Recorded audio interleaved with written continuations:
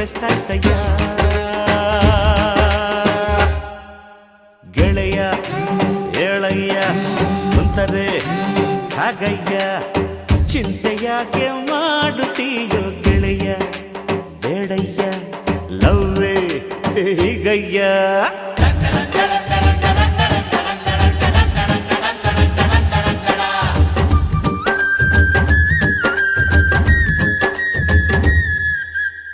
ಪ್ರೀತಿ ಕುರುಡು ಪ್ರೀತಿನೇ ದೇವರು ಅಂದ್ರು ಕವಿಗಳು ಸುಖವಾಗಿ.